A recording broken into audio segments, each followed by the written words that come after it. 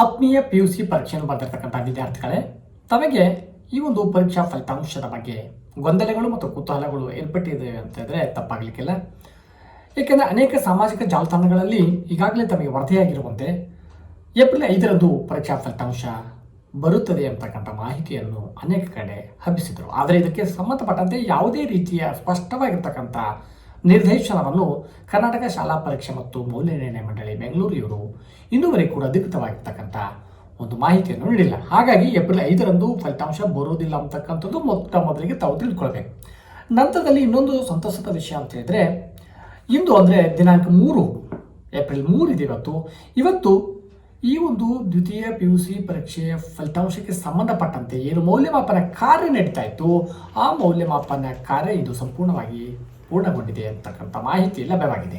ಹಾಗಾಗಿ ಇವತ್ತು 3ನೇ ತಾರೀಕು ಒಂದು ಮೌಲ್ಯಮಾಪನ ಪ್ರಕ್ರಿಯೆ ಮುಕ್ತಾಯವಾಗಿದೆ ಅಂತಂದಾಗ ನಂತರದಲ್ಲಿರ್ತಕ್ಕಂಥ ಪ್ರಕ್ರಿಯೆಗಳನ್ನು ನಡೆಸಬೇಕಾದ್ರೆ ಕನಿಷ್ಠ ಪಕ್ಷ 1 ವಾರ ಅಂತ ಹೇಳ್ತಾರೆ. 1 ವಾರ ಬೇಕಾಗಲಿಕ್ಕಿಲ್ಲ ಅಂತಕ್ಕಂಥದ್ದು ಆಗಿದೆ. ಏಕೆಂದರೆ ಮೌಲ್ಯಮಾಪನ ನಡೆದ ನಂತರ ಆಯಾ ದಿನಗಳಂದೇ ಮೌಲ್ಯಮಾಪಕರು ತಮ್ಮ ವಿದ್ಯಾರ್ಥಿಗಳು ಪಡೆದಿರ್ತಕ್ಕಂಥ ಅಂಕಗಳನ್ನು ಆನ್ಲೈನ್ನಲ್ಲಿ ಎಂಟ್ರಿ ಮಾಡಿರ್ತಾರೆ. ಹಾಗಾಗಿ ಈಗ ಉಳಿದಿರ್ತಕ್ಕಂಥದ್ದು ಅಂದರೆ ಕಂಪ್ಯೂಟರೀಕರಣಕ್ಕೆ ಸಂಬಂಧಪಟ್ಟಂತೆ ಪರೀಕ್ಷೆಯ ಫಲಿತಾಂಶವನ್ನು ನಾವು ಬಿಡುಗಡೆ ಮಾಡಬೇಕಾದ್ರೆ ಅದಕ್ಕೆ ಸಂಬಂಧಪಟ್ಟಂತೆ ಕೆಲವಷ್ಟು ನಿಯಮಗಳನ್ನು ಪಾಲಿಸಬೇಕಾಗುತ್ತೆ. ಅವೆಲ್ಲ ಪ್ರಕ್ರಿಯೆಗಳು ಒಂದು 3-4 ದಿನಗಳಲ್ಲಿ ಮುಗಿಬಹುದು ಅಂತಕ್ಕಂಥ ಅಂದಾಜಿದೆ.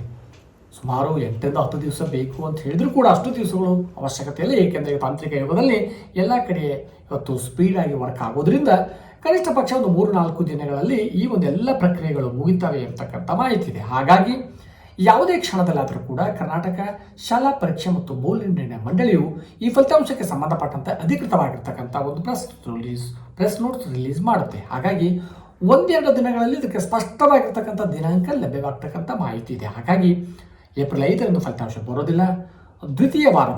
ಏಪ್ರಿಲ್ ದ್ವಿತೀಯ ವಾರದಲ್ಲಿ ಯಾವುದೇ ಕ್ಷಣದಲ್ಲಾದರೂ ಕೂಡ ಫಲಿತಾಂಶಗಳು ಪ್ರಕಟವಾಗುತ್ತೆ.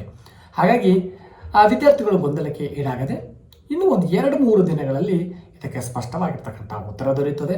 ಹಾಗಾಗಿ ವಿದ್ಯಾರ್ಥಿಗಳು ಯಾರು ಇನ್ನೂ ಪರೀಕ್ಷೆಯನ್ನು ಇಂಪ್ರೂವ್ಮೆಂಟ್ ಮಾಡ್ಕೊಳ್ಬೇಕಾಗಿದೆ, ಇನ್ನೂ ಅಂಕಗಳನ್ನು ತಾವು ಇಂಪ್ರೂವ್ಮೆಂಟ್ ಮಾಡ್ಕೊಳ್ಬೇಕಾಗಿತ್ತು ಅಂದರೆ ಇವತ್ತಿನಿಂದಲೇ ತಾವು ಆ ವಿಷಯಗಳಿಗೆ ಸಂಬಂಧಪಟ್ಟಿರ್ತಕ್ಕಂಥ ಅಧ್ಯಯನವನ್ನು ಮಾಡಿ ಶೀಘ್ರದಲ್ಲಿ ಫಲಿತಾಂಶ ಬರುತ್ತೆ ಅಂತಕ್ಕಂಥ ಮಾಹಿತಿ ಈ ಒಂದು ವಿಡಿಯೋ ಮೂಲಕ ತಿಳಿಸ್ಕೊಡ್ತಾ ಇದ್ದೀನಿ. ಹಾಗಾಗಿ ವಿದ್ಯಾರ್ಥಿಗಳೇ, ಮತ್ತೊಮ್ಮೆ ಕರ್ನಾಟಕ ಶಾಲಾ ಪರೀಕ್ಷೆ ಮತ್ತು ಮೌಲ್ಯನಿರ್ಣಯ ಮಂಡಳಿಯಿಂದ ಅಧಿಕೃತವಾಗಿರ್ತಕ್ಕಂಥ ಪ್ರಕಟಣೆ ಬಂದಿದ್ದೆ ಆದರೆ ಈ ಒಂದು ಚಾನೆಲ್ನ ಮೂಲಕ ತಮಗೆ ಮತ್ತೊಂದು ವಿಡಿಯೋವನ್ನು ಮಾಡಿ ಮಾಹಿತಿಯನ್ನು ನೀಡುತ್ತೇನೆ.